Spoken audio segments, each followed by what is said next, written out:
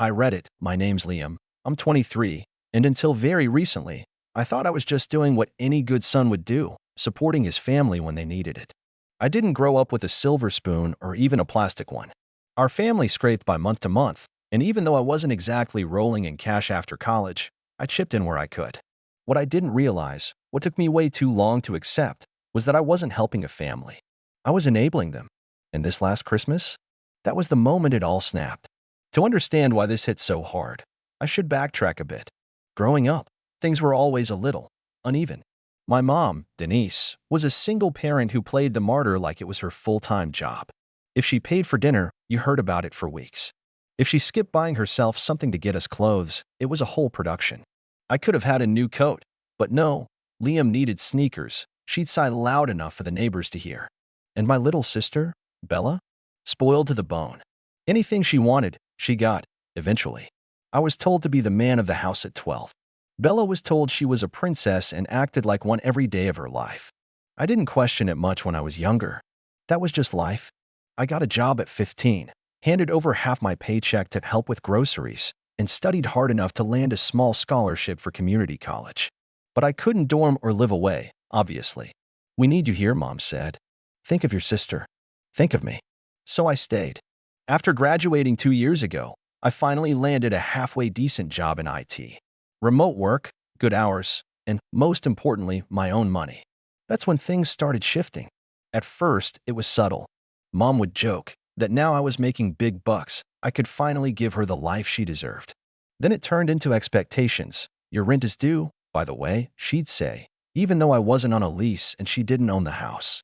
I was paying for her rent, her groceries, her car insurance. My rent was $1,200 a month for a room with a leaky ceiling and no lock. Still, I kept going. I told myself she was struggling. I told myself Bella was still a kid, even though she was 20 and working part-time at a boutique only when she felt like it. They both acted like I was doing the bare minimum.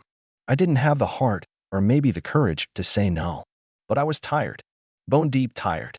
I had dreams of saving for my own place, maybe traveling a little. I wanted space. Independence. But every time I tried to bring it up, Mom would say, "After all I've done for you?" And Bella would roll her eyes and call me selfish. Fast forward to this past December. Christmas at our house was always a weird affair.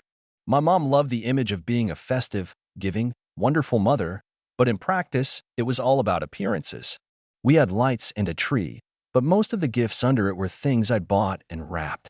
She made a show of writing the tags in fancy cursive from Mom, but they were things I ordered on Amazon with my card. I never complained. I figured it was worth it to keep the peace. But this year, the resentment was eating at me. The night before Christmas, I overheard Mom on the phone with one of her sisters. She was laughing, saying how she didn't know what she'd do without her little ATM. That stung. I didn't even confront her. I just sat there in the dark, listening to her talk about me like I was nothing more than a bank account. Christmas morning came.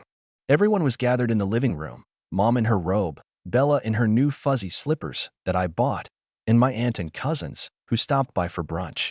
I handed out the presents as usual. Bella squealed over the new perfume she got.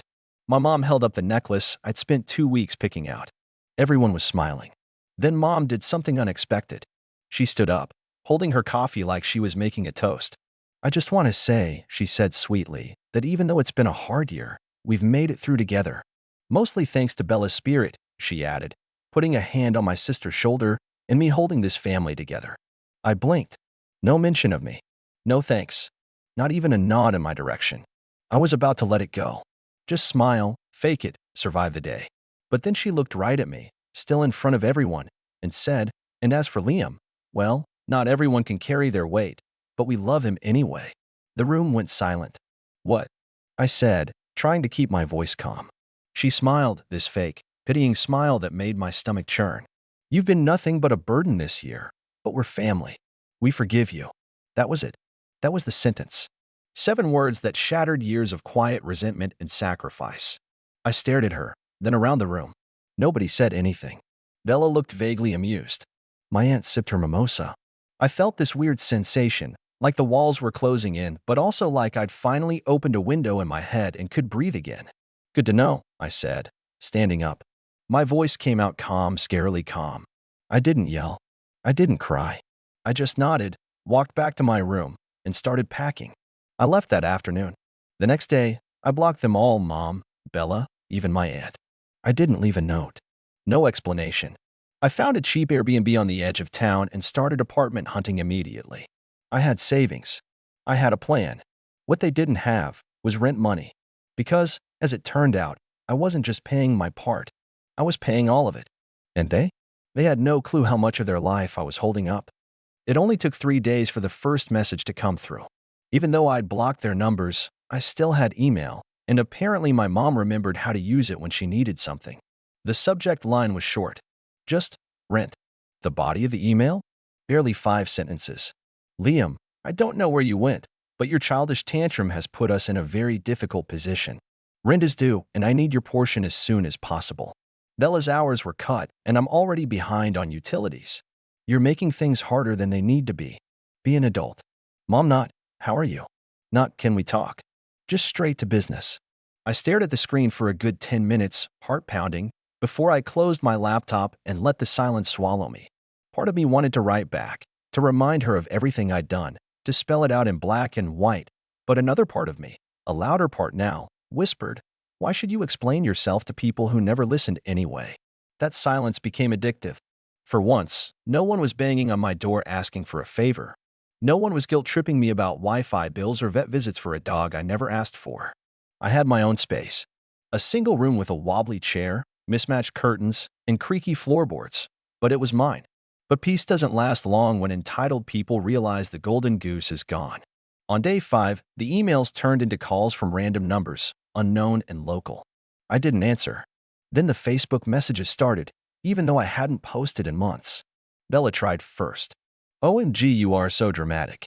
You just left? Really? You know Mom can't pay the rent alone. Yes, that makes you the selfish one now. I didn't respond. Instead, I kept moving forward. Found a 1-bedroom apartment on the edge of the city, not fancy, but clean and quiet. I signed the lease 2 weeks later, paid my own deposit, turned on my own lights, stocked my own fridge with whatever I wanted. Chicken nuggets and almond milk and enough frozen pizza to last an apocalypse. The peace was fragile, though. Every time I heard a phone buzz, my gut twisted. Every time I saw an email pop up with Mom's name in the corner, I felt like I was 17 again, waiting to be scolded for not doing enough. Then, about a week after I moved in, I got a call from my grandmother. She rarely got involved in family drama, but she was one of the only people I hadn't cut off. I picked up, expecting a gentle check-in. What I got instead was a full-blown guilt trip. Liam, honey, she started, her voice laced with tension. I got a very concerning call from your mother. She says you abandoned them without notice and that now they're facing eviction. Is that true? I let out a slow breath. I didn't abandon anyone, Grandma. I left because I was being used. She hesitated. I understand you've had your issues, but family's supposed to support each other. It's not right to just disappear. I bit my tongue. Family supports each other? Where was that support when I was skipping meals so Bella could go on school trips? Where was that support when I handed over my entire paycheck and got called a burden in return? Grandma, I said quietly, did Mom tell you I've been paying all the rent for the last 6 months? That I bought every single Christmas present under the tree, including the ones she said were from her? That she said I was a burden on Christmas morning in front of everyone? There was a pause on the line. A long one. She didn't mention that. Of course she didn't. Another pause. I just wish you would have talked to someone before leaving.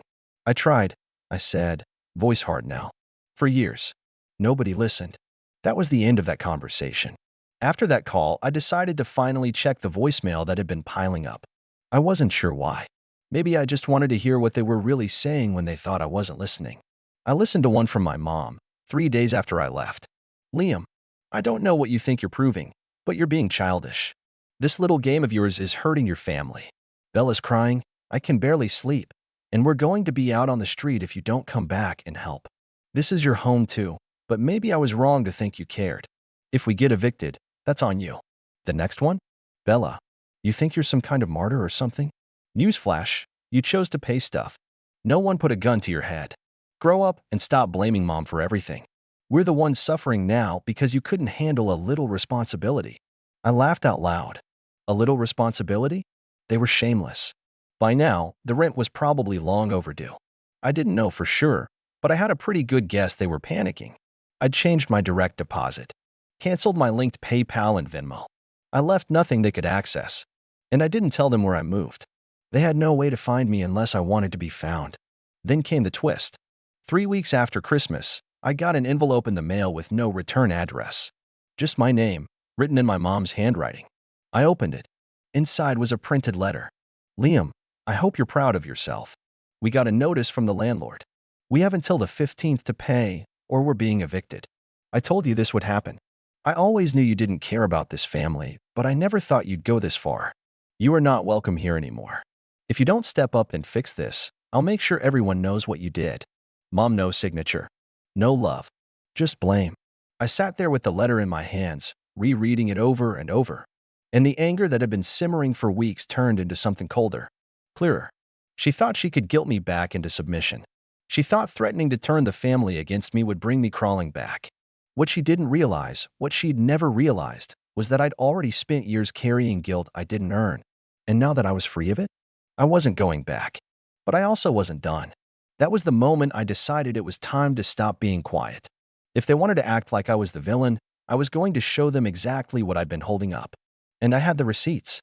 I didn't even wait a day. After reading that letter, something in me snapped, not in a rage kind of way, but in this oddly calm, focused clarity. Like I'd just put down a 100-pound weight I'd been carrying for years and realized I had both hands free now. So I opened my laptop. The first thing I did was pull up my banking history.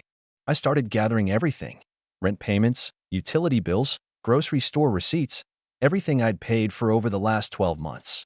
Then I opened a spreadsheet and began logging each expense, line by line. Rent, $1,200 per month. Electric, $140 average. Groceries, at least $400 monthly, usually more around the holidays. Cell phone bill, water, Bella's car insurance. Yeah, I was covering that too, Mom's Netflix account, and even the vet bills for Bella's cat, Muffin. By the time I finished, the total was just under $21,000. $21,000. I stared at that number for a long time. I was 23 years old, and I'd spent more than most people earn in a year on a family that now called me selfish and dramatic for walking away. A family that never once thanked me, not even on Christmas morning. And that's when the idea hit me. If they wanted to paint me as the villain to the rest of the family, maybe it was time everyone knew exactly what I'd been doing. I didn't want revenge that involved shouting or drama. I wanted truth. Cold, clean, undeniable truth. So I started writing. The email took me 3 hours to craft. I started with a simple greeting and laid out the timeline of events as clearly and neutrally as possible. I explained that I had moved out, that I was no longer financially supporting Mom and Bella, and that while I didn't owe anyone an explanation, I wanted to set the record straight. I included the spreadsheet, along with screenshots of every transaction. I even attached a photo of the letter my mom had sent me, the one threatening to tell the family what I did. Then, at the very end, I wrote, "If anyone still thinks I'm selfish after seeing all this, feel free to stop contacting me too. I'm not angry. I'm just done." And I hit send. I sent it to every relative I had an email for on both sides of the family. The fallout started just hours later. The first response came from my Uncle Greg, Mom's older brother. He was always a bit of a wild card, but I'd liked him growing up. His reply was short and to the point. "You've been carrying them this whole time?" "Liam, I had no idea." "I'm sorry, man. Let me know if you need anything." Then came a few more messages. Cousins, aunts. Even one of my mom's church friends who I barely knew wrote back saying, "I always wondered why Denise never seemed to work. Now it makes sense." But the most surprising email came from my grandmother. "Liam, I owe you an apology. After hearing your side and seeing the numbers, I realize I was wrong to pressure you. You've done more than your share. I'm proud of you for standing up for yourself. Please keep in touch. I miss you. Love, Grandma." I read that one 3 times before the words sank in.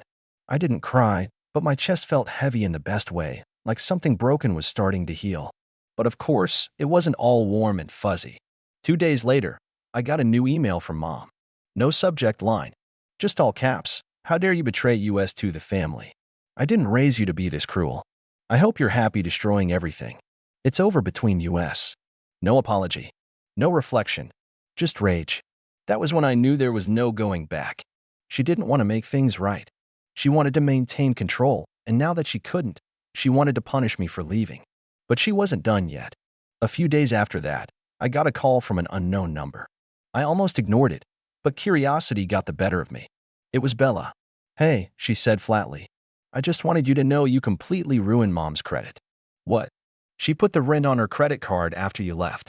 She thought you'd come crawling back, but now she can't pay it off. We're probably getting kicked out next week." I stayed silent. "You happy?" she asked. "Bella," I said slowly, "do you remember what Mom said to me on Christmas?" "She didn't mean it."